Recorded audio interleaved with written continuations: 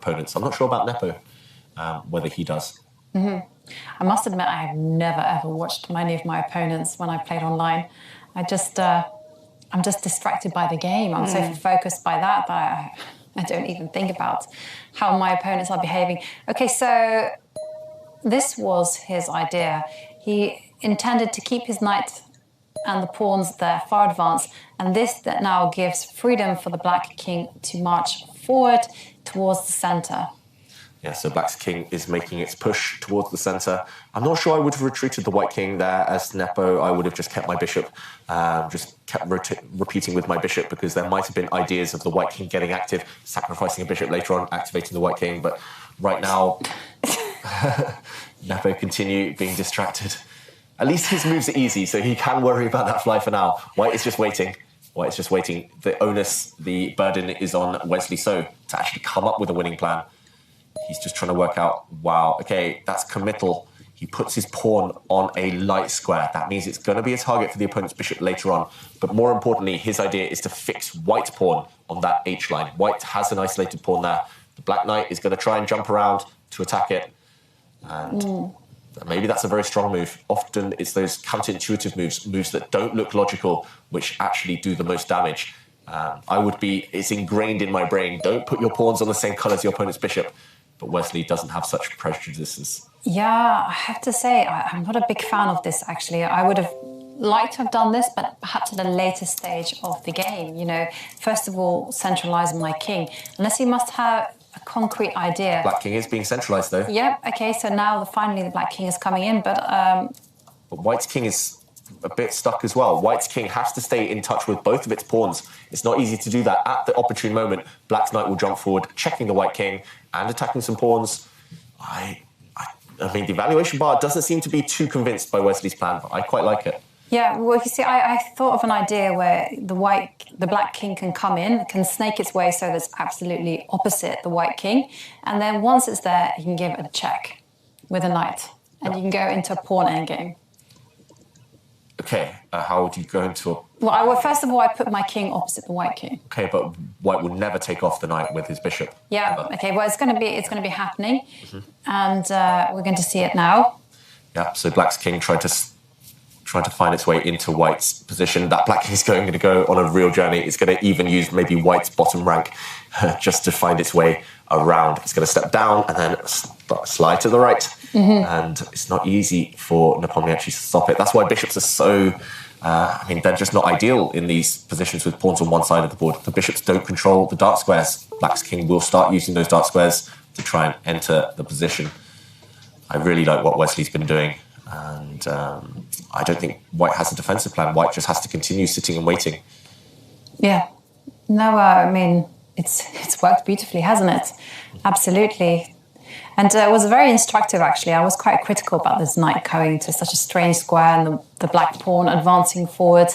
And again, breaking the rules, putting the pawns on light squares. But you're totally right. It is going to be very, very difficult for Nepo to even fight on the dark squares at all. Yeah, can Black bring a second pawn here? Just improve the knight. Black can bring his knight to attack White's corner pawn. He does that. That White pawn now on the H-line is doomed. It's about to drop off. White has to start counter-attacking. White has to use his bishop maybe to attack some black pawns. But 2 pawns down, it doesn't look likely that Nepo will save this game. We saw that same thing in Radrubov against Carlsen. 2 pawns in an endgame is enough. 1 pawn, maybe you can save it, but not 2 pawns. And I love his humor about it too.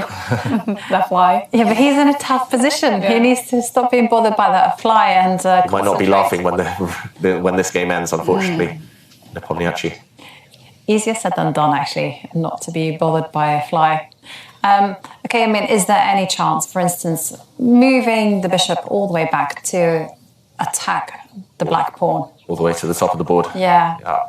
It's possible, but I realise I can see many good solutions for black. For black.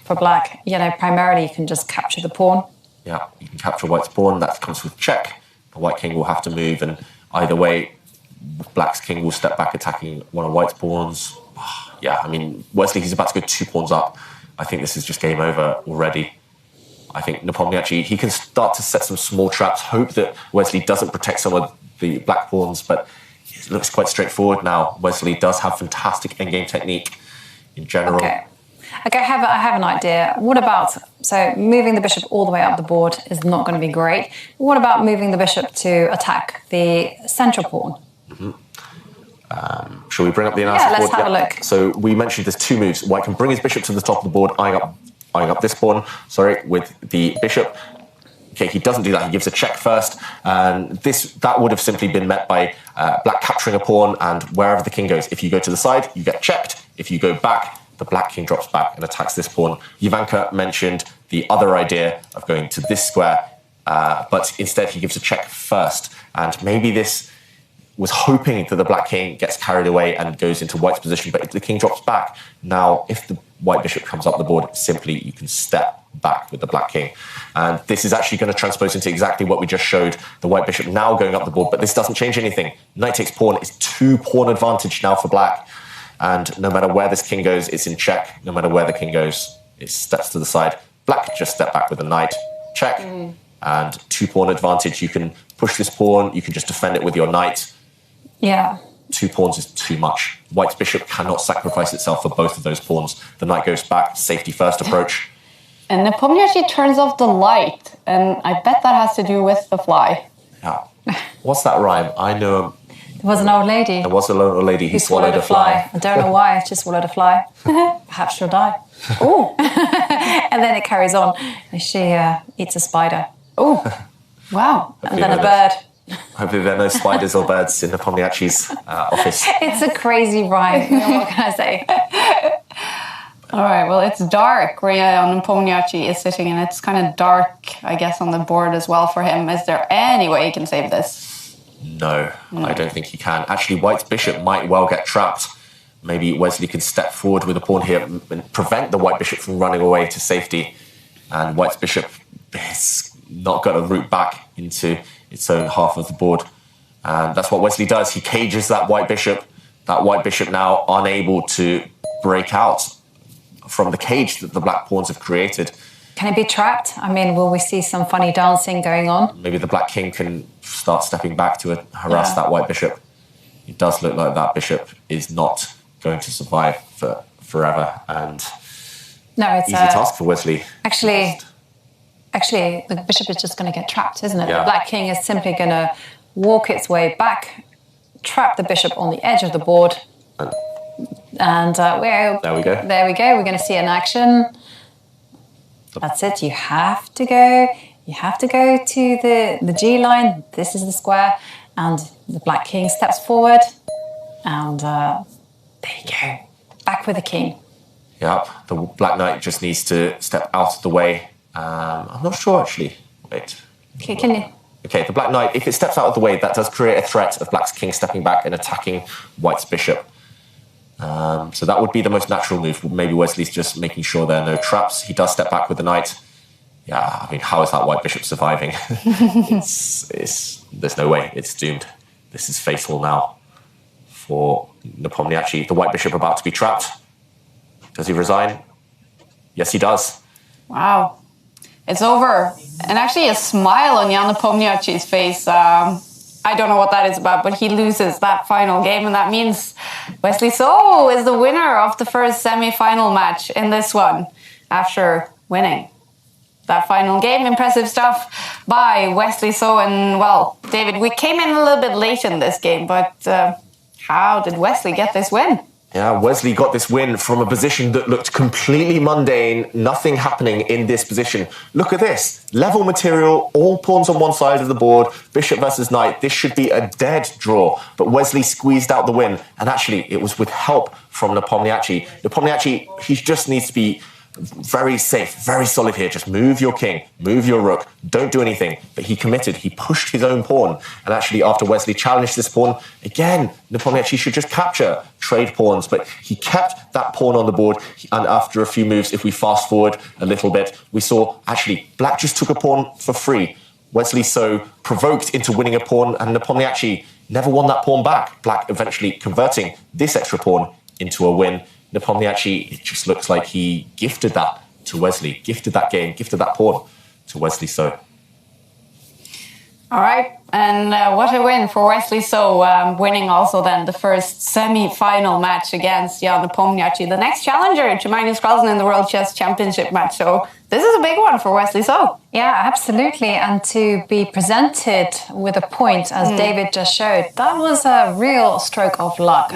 Wesley must be ecstatic. Yeah, and now he's going to go into that second day in the semifinals as the leader. So what should we then expect from the second day? Nepomniachtchi, actually, he had chances today, several chances, but he didn't take any of them. For Wesley, unbeaten in the whole tournament so far. Wesley So looking super impressive. More of the same from him. Nepomniachtchi just has to mix things up and maybe take his chances when they come. He just needs that extra killer instinct, and ideally, no flies in the room either. Yeah, I know. That seemed to really bother him. I mean, poor Nepomniachtchi has a tough position on the board and then something flying around, annoying everything out of him. So, it wasn't his day. All right, and we are now joined by Jan Nepomniachtchi. What a frustrating ending to the day. Jan, what's your reaction after that loss? It was some kind of shamanic ritual because, during the last game, I didn't care about the game at all. I was only wanted not to get, eaten down by mosquitoes. This was completely, this was incredible. I have never seen such a big amount in one place. Yeah. Still here. It could look very funny, but because of, this chroma key and so on, but in general, it was not funny. So, probably I would offer a draw, but, it was too late. And, even now it continues. Wow, yeah, I can imagine. That must be so annoying with those mosquitoes. Is it even possible to play chess? Annoying. Yes, you can never focus. And even after I lost the pawn, the endgame is drawn, but I had never stand a chance. Yeah. So I should have played, precisely, but probably this was just next to impossible in this situation. But I don't think it does really matter. Yeah, we actually even saw the mosquitoes on the webcam, so that means there must have been a lot of them. Now, did you say something to the arbiter asking maybe for a break in the game, or was there nothing you could do? I can ask now to replay the game or something, to allow to me, to go back in time and offer a draw. But in general, I don't care. I think I played much better than Wesley today. And he got extremely lucky in game 3, and I think I also had some chances in game 1. But so probably this is small, small payback for yesterday's luck, because Fabiano didn't, score at least 2 times. But I think if I keep playing like this, or maybe even better, it wouldn't be hard to equalize the score. Yeah. Yeah, and will you adapt your strategy for tomorrow, or will you just play more of the same, do you think? No, I'll just need to win more games than I lose, so that's it. And probably, since the draw is okay for him, win some and don't lose any, So, but it's quite, it's quite annoying. The match you could never lose, you lose in such a way, but I swear, I had never had more annoying playing conditions than this. So some guys snoring in the audience and so on and so on and so on. Yeah, this is we are quite used to playing in some tournaments like Dortmund or London. But this was something entirely new thing. Mm-hmm. I can imagine, just horrible situation, right? Yeah, totally. If it's hot and with lots of mosquitoes. That's the drawback of living out of the big city. So let's say in Moscow you don't see any of these guys, but here, let's say in the village, it's Yeah. My only advice is citronella candles or mosquito repellent. Yeah, I probably should use something. We see another one actually popping up. But so, Jan, I guess the big question is, what are you going to do for tomorrow about this mosquito situation? What can you do? I don't know. Probably I wear some special, uniform, and wear a mask. But in general, there is always a way to move to Moscow. But probably I'll just close all the windows before tomorrow and try to, make some efficiency measures. Yeah. We Because, really I think I killed, I became an expert mosquito hunter for sure during his game, but it was never enough to kill them all, yeah? So, You look like Mr. Miyagi there from Karate Kid. well, whatever. I mean, yeah, I don't really want to play again in such a situation. Definitely, we can imagine that. Now, Jan, we hope the situation fixes itself for tomorrow. Good luck on the second day. Thank you. Thanks for joining us.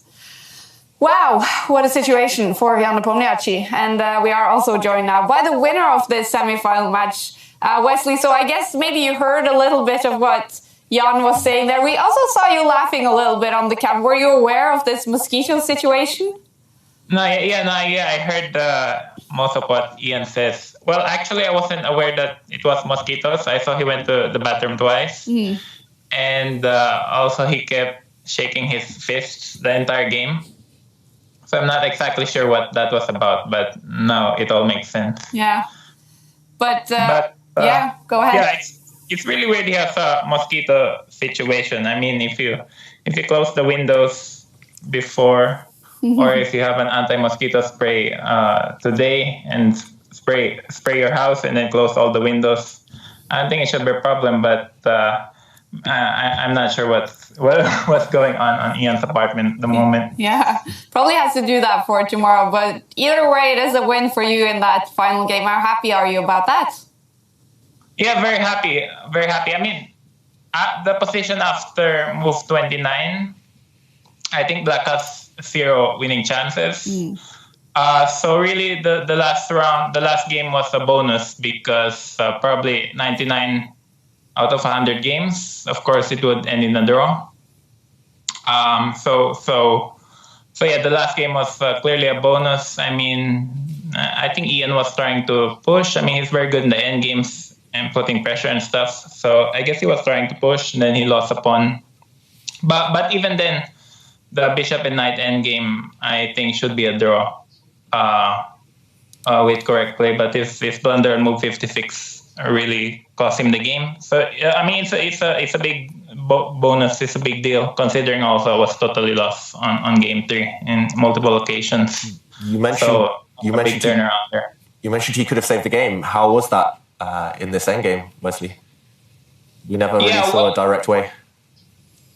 No, actually, during the game, I'm not 100% sure if it's a draw, but I mean, I'm on the chess 24 site, and also they said on move 56, if white didn't play bishop b3, apparently there's some sugswang, like he has to play king f2 on move 56, king f2, king d4, then I think king f3. Okay.